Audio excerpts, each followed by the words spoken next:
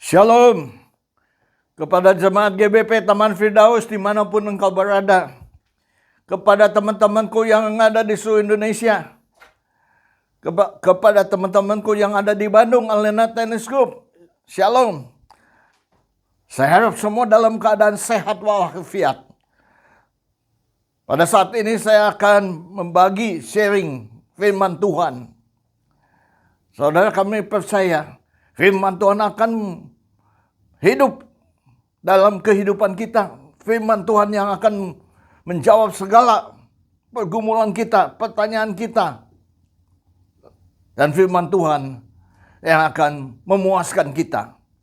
Pada saat ini saya akan berbicara mengenai hidup dengan semangat yang berkobar-kobar. Kita hidup harus bersemangat. Jangan loyo-loyo, lemah-lemah. Bersemangatlah hidup ini.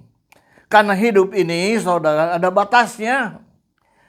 Kalau kita semangat, tidak terasa. Waktu jalan dengan cepat, saudara. Terambil dari Roma 12 ayat 11 dan 12. Saya akan bacakan. Roma 12 ayat 11 mengatakan, Janganlah kerajinanmu kendor. Jangan kita kerajinnya kendor. Karena manusia setelah melakukan pekerjaan, lama-lama dia kendor. Lama-lama dia bosan. Lama-lama dia meninggalkan pekerjaan itu. Namanya manusia, pembosan manusia, jemu melakukan hal-hal yang sama saja seumur hidup. Tapi ingat baik-baik, di dalam Tuhan kita harus semangat. Firman Tuhan, janganlah kerajinanmu kendor.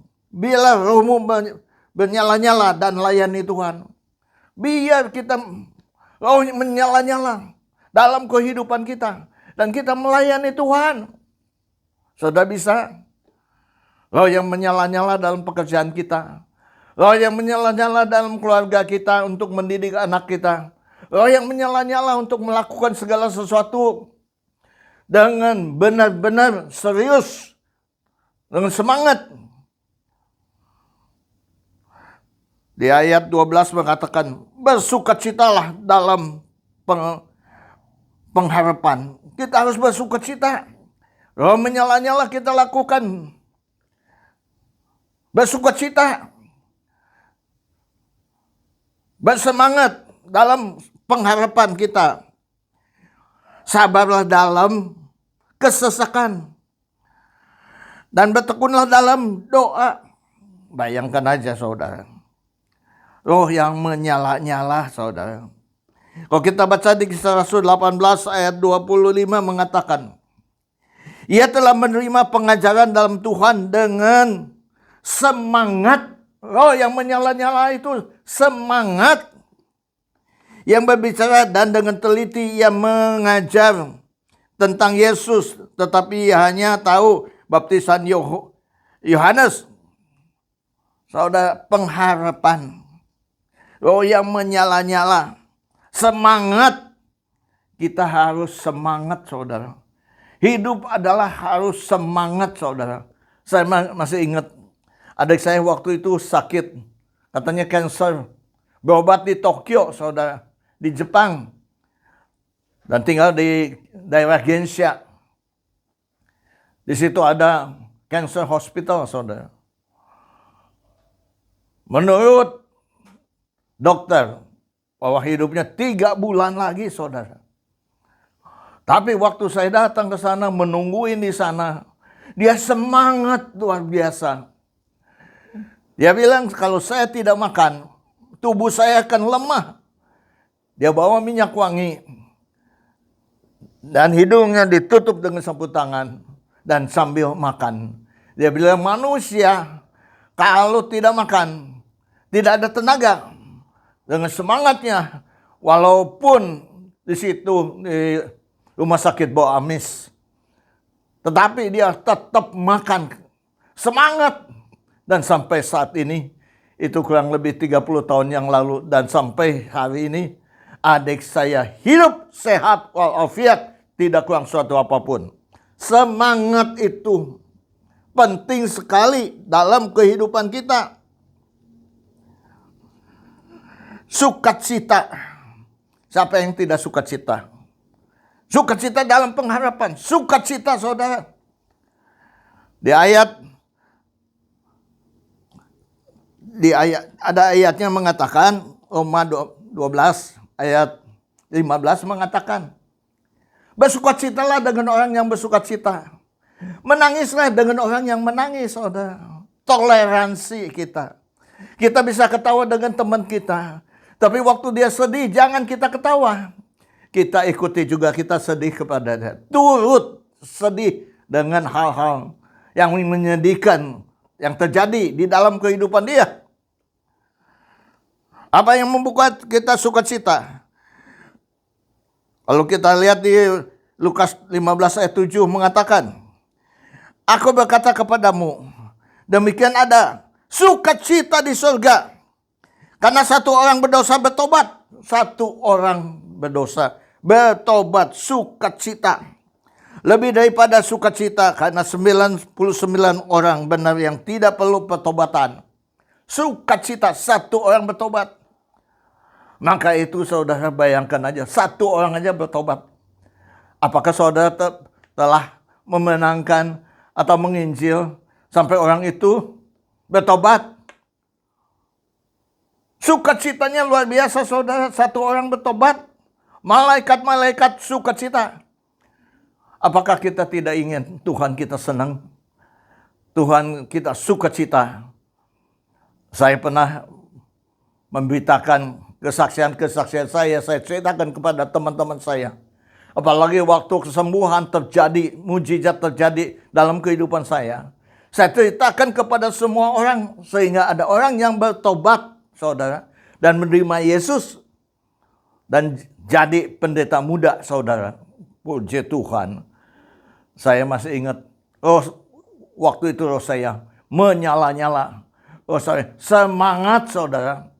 Maka saya ingin semangat ini kembali lagi pada saat ini dalam kehidupan saya. Semangat itu penting, saudara.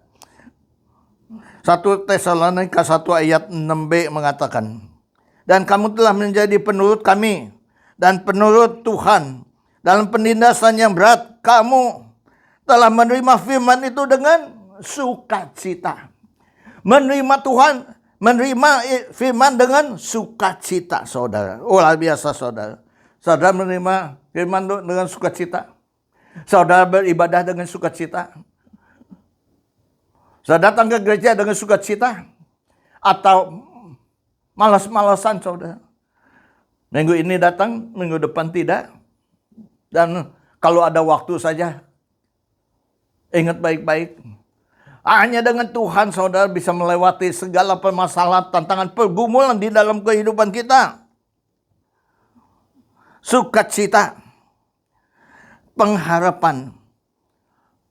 Pengharapan.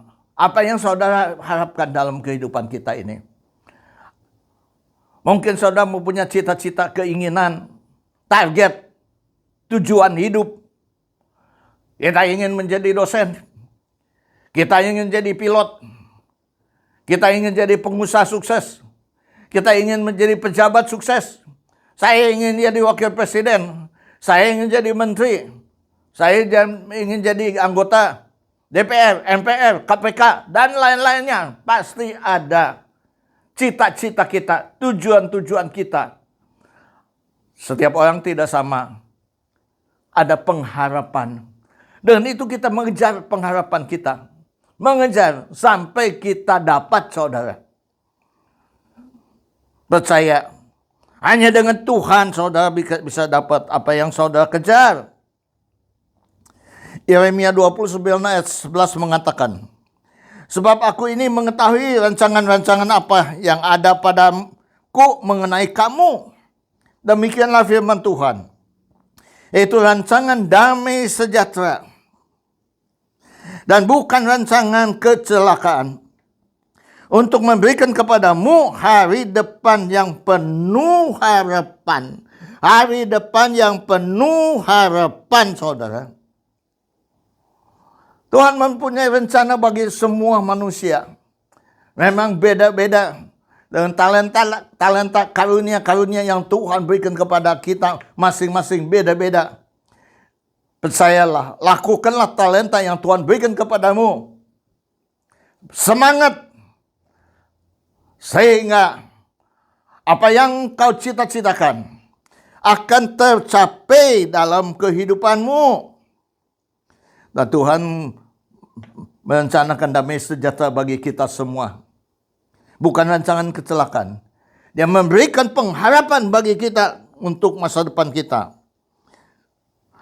Kisah Rasul 24 ayat 15. Aku menaruh pengharapan kepada Allah. Allah adalah sumber pengharapan kita. Maka itu, saudara, perlu Allah dalam kehidupan kita. Perlu tahu siapa Allah kita yang kita sembah. Perlu tahu siapa Allah Abraham, Ishak, dan Yakub. Kita harus tahu. Sehingga kita semangat. Dalam kehidupan kita semangat. Maka firman Tuhan perlu dibaca. Firman Tuhan perlu direnungkan. Firman Tuhan perlu, saudara, dalam kehidupan kita. Diingat, dihafal, saudara, ayat-ayat firman Tuhan yang penting-penting bagi kita.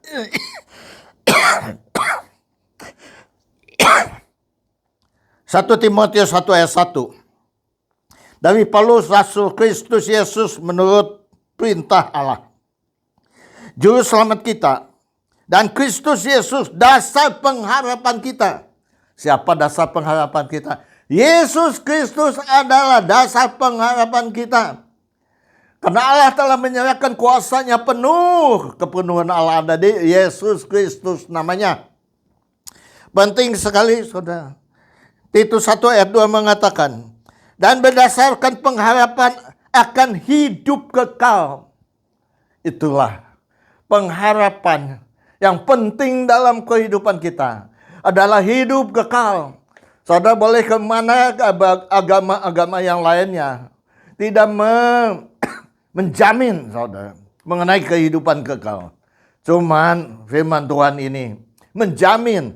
Aku adalah jalan kebenaran dan hidup. Tidak ada seorang pun yang sampai kepada Bapa kalau tidak melalui aku, saudara. Bayangkan aja. Di bawah kolong langit ini tiada nama lain yang dapat menyelamatkan. Tiada nama lain, saudara. Penting sekali, saudara. Tapi bagaimana kita mengharapkan dalam kehidupan kita. Supaya apa pengharapan kita, apa cita-cita kita, sampai tujuan. Yang penting adalah kita tahu sumbernya. Kita sumbernya Allah. Allah memberikan kuasanya kepada Kristus Yesus. Kristus Yesus kita kejar, Tuhan. Hidup kekal penting enggak? Penting, saudara. Karena manusia pasti meninggal dunia. Mau umur 100 tahun, mau umur 150 tahun, tetap meninggal dunia. Setelah meninggal, saudara, kemana? Tuhan telah menjanjikan hidup yang kekal di surga. Bukan 100-200 tahun. Ribuan tahun bersama-sama dengan dia. Penting gak? Penting. Orang saja mencari obat-obatan untuk supaya panjang umur. Apalagi ini hidup kembali, saudara. Orang mati hidup kembali bersama-sama dengan Tuhan. Itu yang luar biasa. Dan berikutnya adalah sabar. Sabarlah dalam penderitaan. Kita harus sabar, saudara, dalam kehidupan kita. 1 Korintus 4 ayat 12 mengatakan, kami melakukan pekerjaan tangan yang berat. Kalau kami dimaki, kami memberkati. Kalau kami dianiaya, kami sabar. Saudara, dianiaya, kami sabar. Dipukul, kami sabar. Dimaki kami sabar.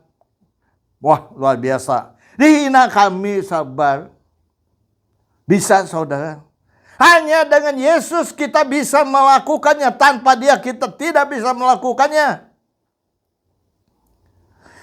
Penting sekali, penting. 2 Timotius 4 ayat 5 mengatakan, tetapi kuasailah dirimu dalam segala hal.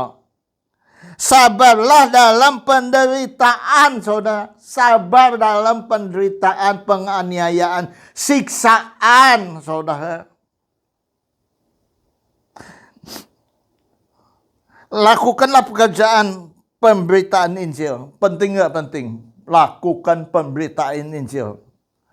Apapun yang terjadi dalam kehidupan kita, penderitaan, siksaan, aniayaan, penindasan, tidak bisa menghalangi kita memberitakan berita kebenaran, yaitu Injil kebenaran. Memberitakan Injil.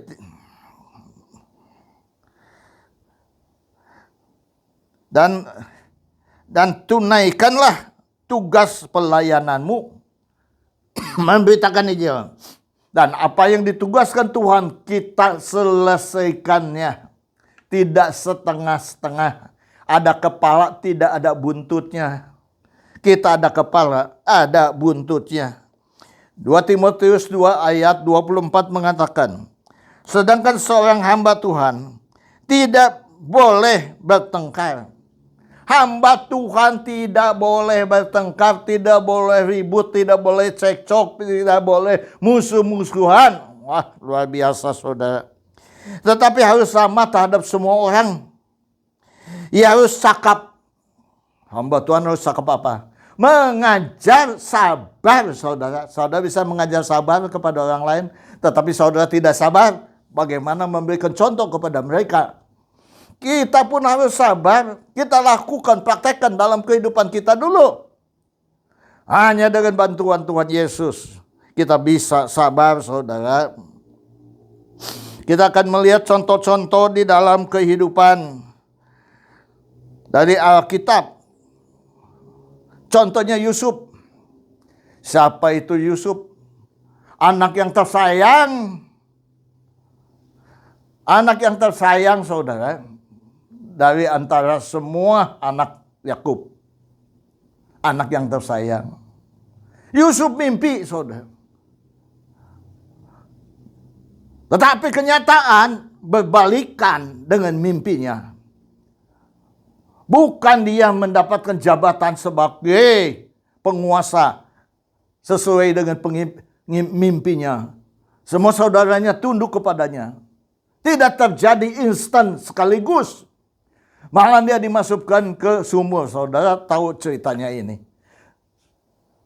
Dia dimasukkan ke sumur.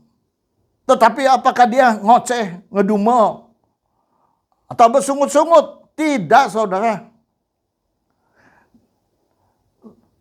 Ternyata dia dijual ke rumah Potifar. Dia melakukan tugasnya dengan baik, dengan tidak bersungut-sungut, dan tidak ngedumel. Gimana sih Tuhan? Kau mimpiku, aku jadi pejabat. Semua saudara-saudaraku tunduk kepadaku. Kok sekarang aku ini dijual? Bayangkan aja. Kok aku semua sekarang ada di sumur ini? Saudara, dia tidak mempertanyakan itu.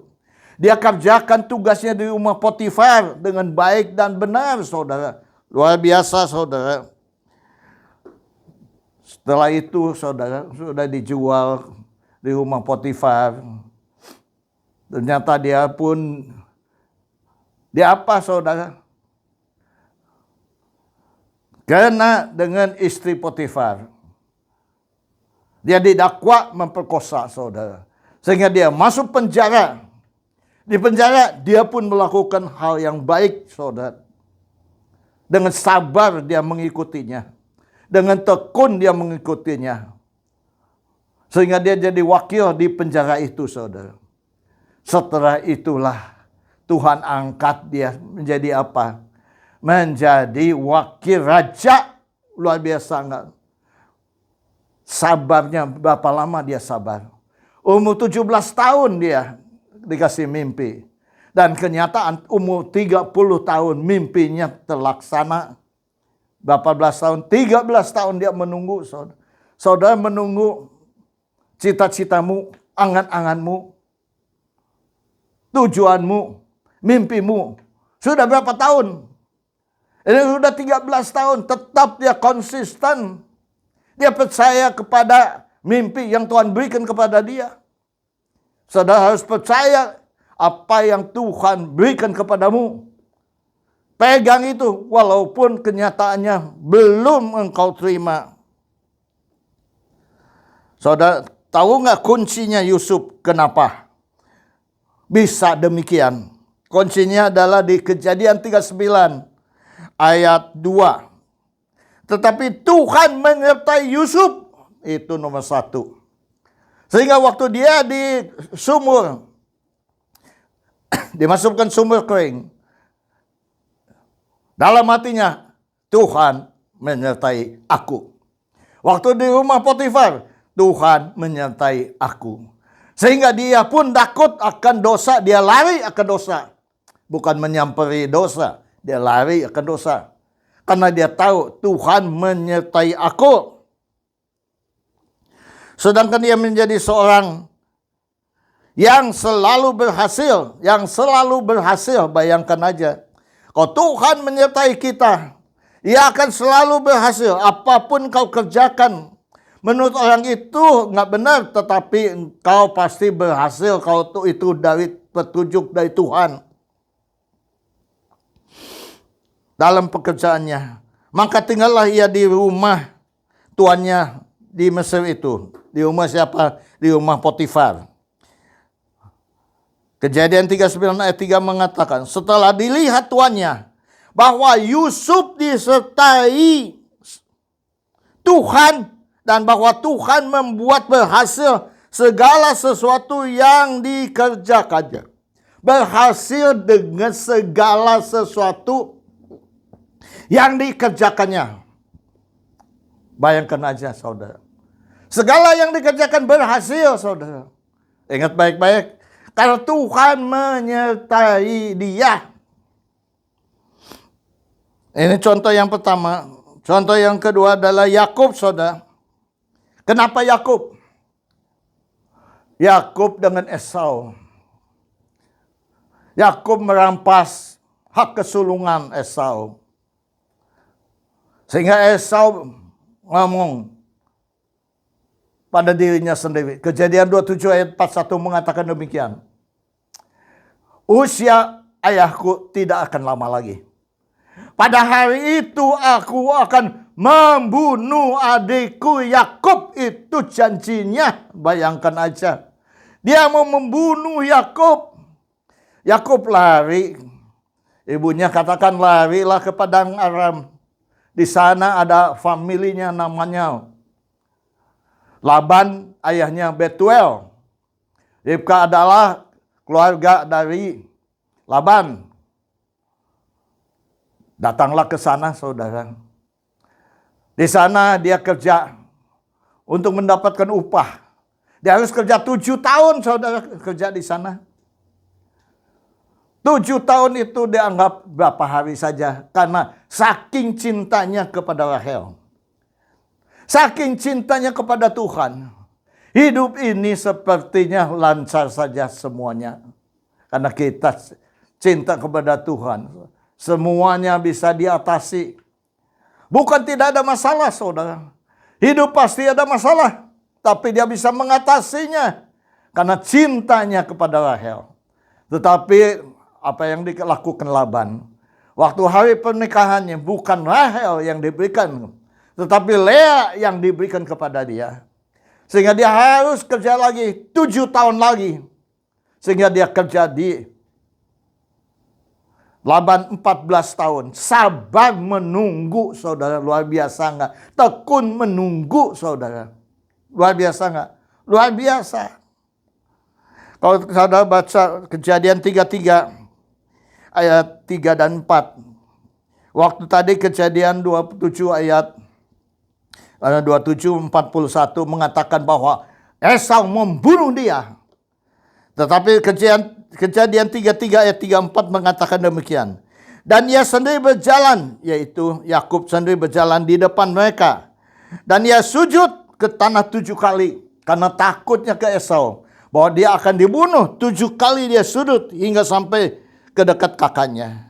Ayat 4 mengatakan, tetapi Esau berlari mendapatkan dia, didekapnya dia, dipeluk lehernya, dan diciumnya dia, lalu bertangis-tangisan dia. Berubah 180 derajat, saudara. Saudara tahu rahasianya?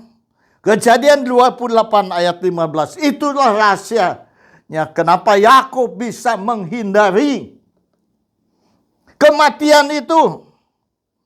Kejadian 28 ayat 15 mengatakan, sesungguhnya aku menyertai engkau.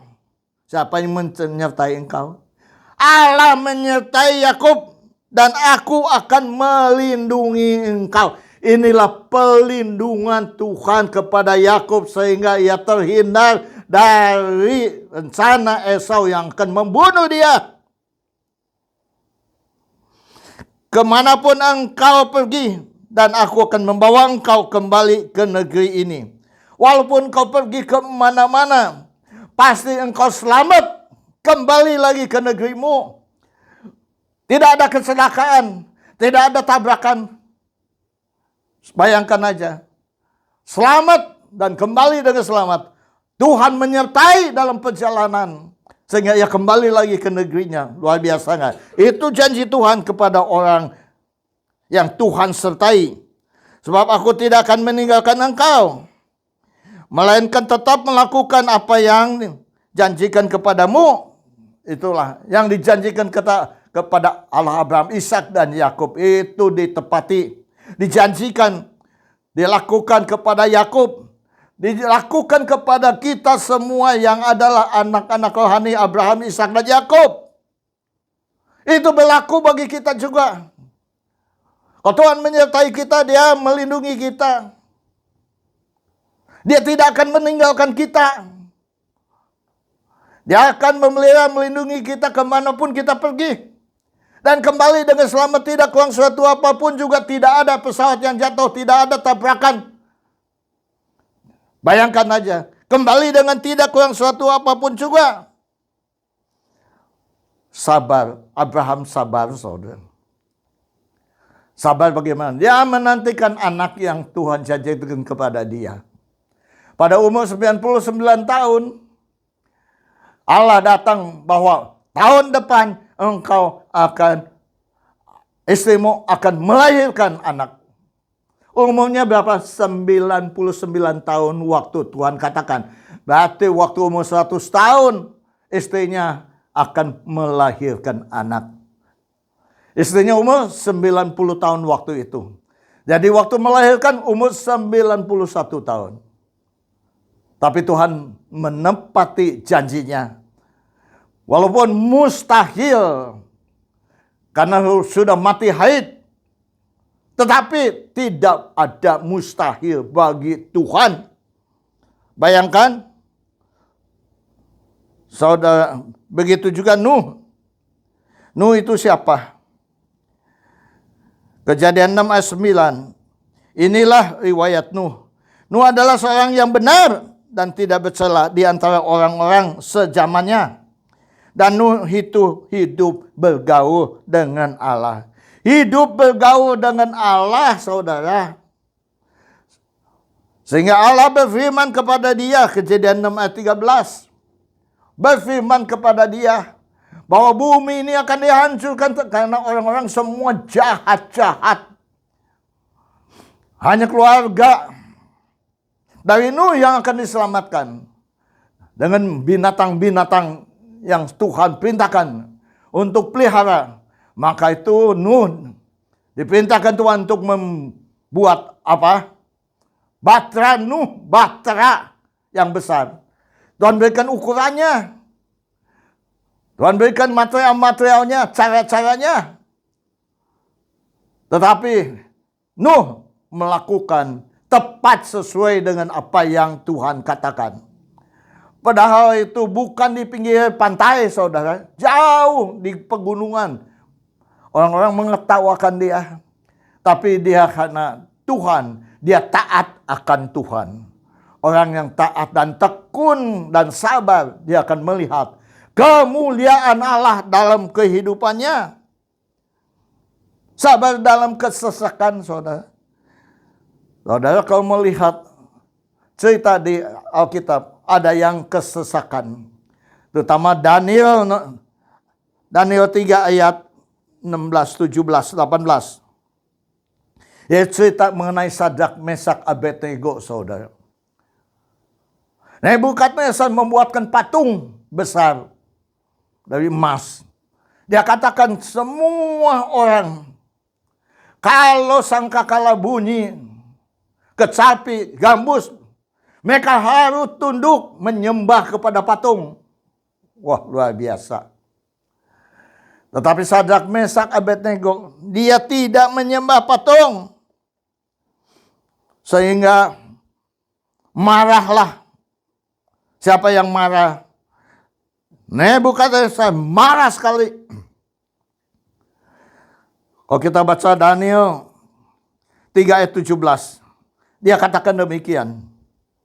Jika Allah kami yang kami puja sanggup melepaskan kami, maka Ia akan melepaskan kami dari perapian yang menyala-nyala dan dari dalam tanganmu, ya Raja. 18. Tetapi seandainya tidak, hendaklah Tuanku mengetahui, ya Raja, bahwa kami tidak akan memuja dewa Tuanku dan tidak akan menyembah patung emas yang Tuanku dirikan. Itu tegas, luar biasa. Seperti Petrus pernah tegas sekali di pengadilan. Apakah aku harus takut sama Tuhan atau aku harus takut sama manusia, saudara? Menyala-nyala semangat Sadrak, Mesak menghadapi kesesakan, tetap dia semangat dan berbicara tegas. Dia tidak takut karena dia tahu Tuhannya orang Kristen, orang percaya. Tuhannya Abraham, Ishak, dan Yakub tidak pernah mengecewakan, saudara. Sehingga raja marah sekali. Akhirnya dicampakkan dan masuk ke perapian yang dipanasin. Yang membawa ke Sadrak, Mesak, Abednego pun terbakar mati, saudara. Sadrak, Mesak, Abednego dimasukkan ke perapian. Tetapi raja melihat mereka tetap hidup. Mereka tidak merasa di dalam perapian. Tetapi ada satu sosok seperti anak dewa, saudara. Siapa itu? Yesus Kristus menyertai di dalam kesusahan, kesulitan, penderitaan apapun juga. Tuhan Yesus menyertaimu. Kalau dia menyertai, saudara, pelindungan dari dia. Dia tidak pernah meninggalkan kita, Tuhan. Itu janji dia kepada Abraham. Dia janji kepada siapapun orang yang percaya kepada Tuhan. Terutama juga Sadrak, Mesak, Abednego, saudara. Luar biasa enggak? Luar biasa. Sehingga apa yang dilakukan oleh Raja Nebukadnezar? Itu ayat 3 ayat 29.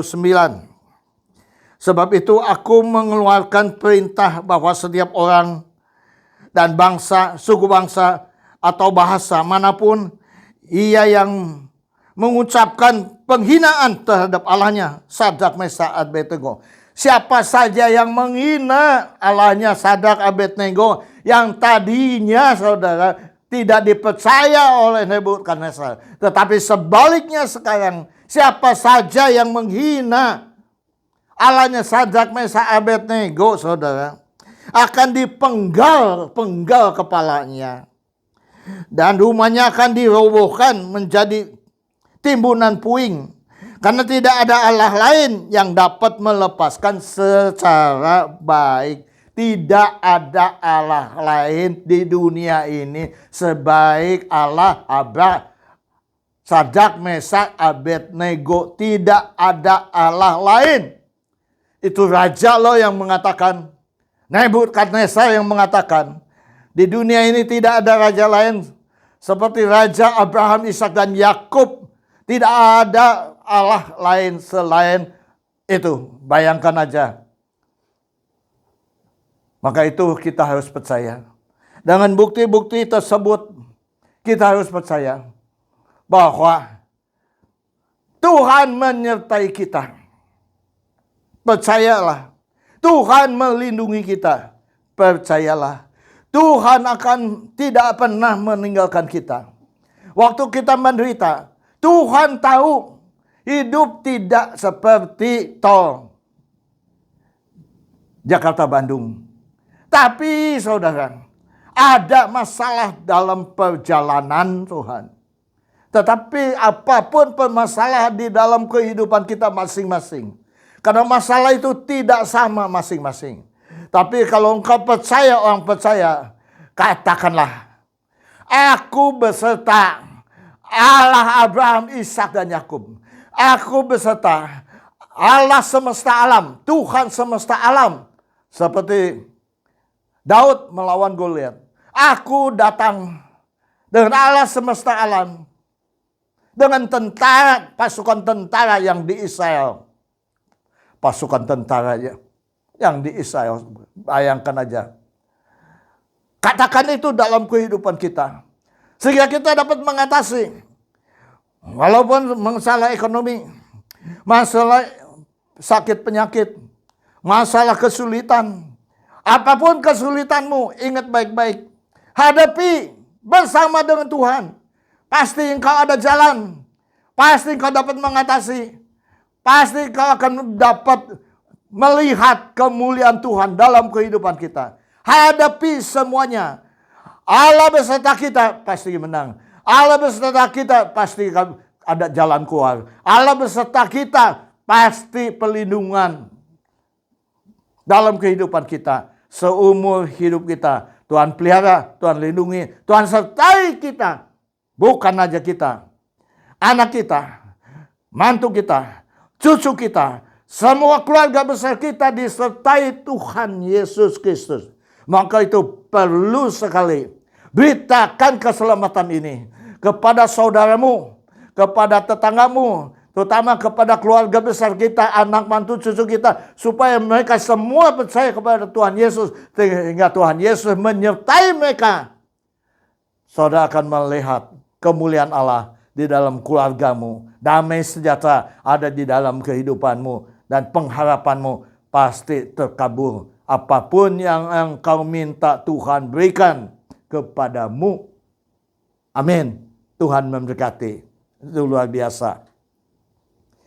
Seperti biasanya, sebulan sekali kita adakan perjamuan kudus.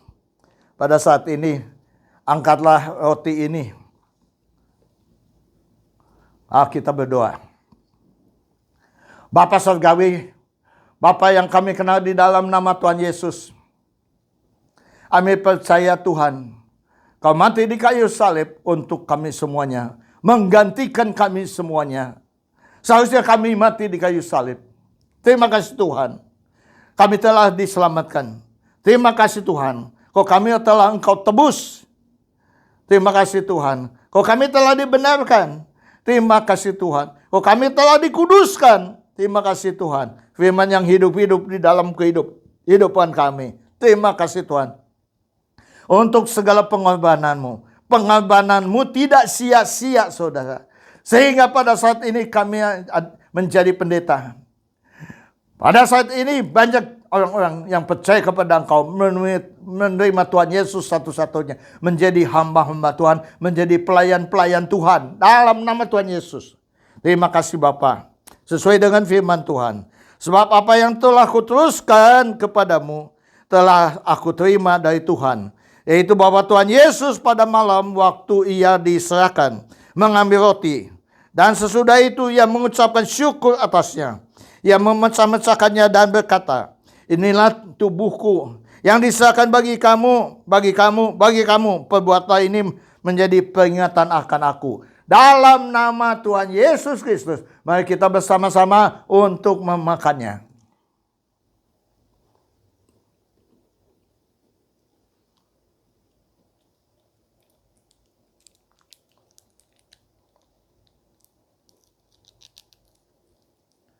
Ambillah anggur ini, angkatlah tinggi-tinggi. Demikianlah juga Ia mengambil cawan sesudah makan. Lalu berkata, cawan ini adalah perjanjian baru yang dimeteraikan oleh darahku. Perbuatlah ini setiap kali kamu meminumnya menjadi peringatan akan aku. Sebab setiap kali kamu makan roti ini dan minum cawan ini, kamu memberitakan kematian Tuhan sampai ia datang untuk kedua kalinya. Hanya di dalam nama Tuhan Yesus Kristus, mari kita bersama-sama untuk meminumnya. Ucapkanlah syukur dan terima kasih kita kepada Tuhan. Tuhan, terima kasih. Engkau baik, sungguh baik dan amat baik. Kami ada sebagaimana kami ada karena kasih karunia anugerah yang kau berikan kepada kami. Terima kasih Bapa. Kami percaya mulai hari ini kami akan ucapkan Allah semesta alam, Tuhan semesta alam, menyertai kita, menyertai saya, menyertai kita semua. Sehingga kita dapat mengatasi di dalam penderitaan, di dalam kesengsaraan, di dalam penganiayaan, di dalam penindasan, di dalam sakit penyakit. Kami dapat mengatasi Tuhan. Karena Engkau bersama-sama dengan kami, siapa lawan kami? Terima kasih Bapa. Kami serahkan semuanya hanya di tangan kuasa-Mu. Hanya dalam nama Tuhan Yesus kami telah berdoa dan mengucapkan syukur. Amin. Saat ini kita akan tutup pertemuan kami. Angkatlah kedua belah tanganmu, taruhlah di dadamu. Saya akan berdoa untuk kamu semua yang hadir, yang melihat tayangan ini. Bapa Surgawi, Bapa yang kami kenal di dalam nama Tuhan Yesus, mereka yang melihat tayangan ini, kami percaya Tuhan, Allah semesta alam mengiringi mereka semuanya. Apapun yang mereka dambakan, kebutuhan mereka, sakit penyakit, dalam nama Tuhan Yesus, Tuhan sendiri yang menyembuhkan. Masalah keluarga, Tuhan memberikan jalan keluar. Masalah ekonomi, Tuhan memberikan jalan dalam nama Tuhan Yesus. Membukakan jalan untuk bisnis mereka, pekerjaan mereka, usaha mereka. Apapun yang mereka pekerjakan, Tuhan tuh campur tangan sehingga mereka pun berhasil dalam nama Tuhan Yesus. Terima kasih Bapa. Damai sejahtera dari Tuhan Yesus turun kepada anak-anak-Mu yang mengasihi Engkau. Terima kasih Bapa, kami serahkan semuanya hanya di tangan kuasa pimpinanmu. Dalam nama Tuhan Yesus Kristus.